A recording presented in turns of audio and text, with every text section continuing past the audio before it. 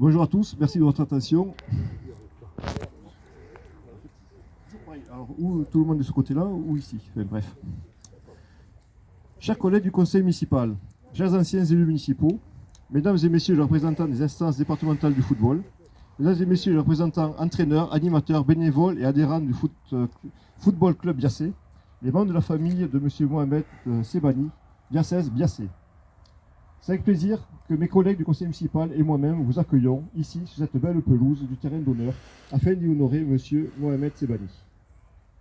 Cette cérémonie se déroule dans l'enceinte sportive du stade de Lous-Salé. Pour rappel, avant l'implantation d'infrastructures sportives ici, les activités sportives se déroulaient dans les prés de Bias, proche de l'actuelle mairie. En effet, dès 1953, la commune projette l'acquisition d'un terrain de sport et en 1964, la création d'un terrain est réalisée et il est éclairé à partir de 1973. En 1970, l'acquisition d'un terrain de 1 hectare dans le bourg permettra l'aménagement d'un local avec douche, vestiaire et le local actuellement est occupé par le club de pétanque. À côté de ce bâtiment, en 1975, une salle des sports sera construite. Quant au stade de Lous-Salé, ici, la commune a acheté en 1975 3 hectares. En 1979, un terrain est opérationnel et bénéficie d'un éclairage en 1981. C'est en 1980 aussi que les 2 cours de tennis situés là-haut sont créés et un 3e verra le jour en 1985. En 1993, le projet de construction de tribunes, vestiaires, douches pour le stade municipal de Lous-Salé est validé par la municipalité. Les joueurs ne devront plus aller avant et après les matchs et les entraînements au vestiaire du bourg qui se déroulaient sur place. Puis, en 1997, le terrain d'honneur fait l'objet d'une réfection. S'en suivront divers aménagements et acquisitions. En 2001, la clôture du stade et ses abords. En 2003, achat d'un terrain de 4 hectares à proximité du complexe sportif, pour y créer les terrains ici. En 2005, les travaux d'aménagement d'un terrain complémentaire. En 2007, éclairage et clôture pour mesure de sécurité, avec mise aux normes des clôtures.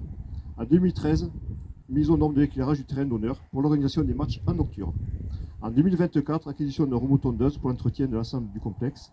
Et en 2025-2026, mise en fonction d'un arrosage automatique pour les terrains d'honneur et le terrain U13. Outre le tennis club Biassé qui utilise les cours de tennis ainsi que le local associatif dédié, 3 associations ont partagé leur sport ici.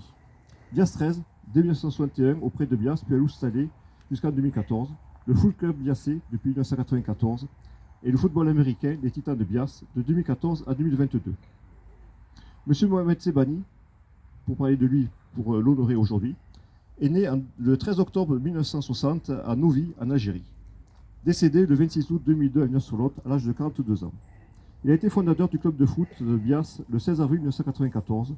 Il en assurera la présidence jusqu'en juin 1998. Il sera succédé par M. Kadour Delal. Il a été aussi animateur du centre de loisirs de Bias. Durant sa période professionnelle, il était employé au centre commercial Mammouth à l'époque, de 1991 à 2002.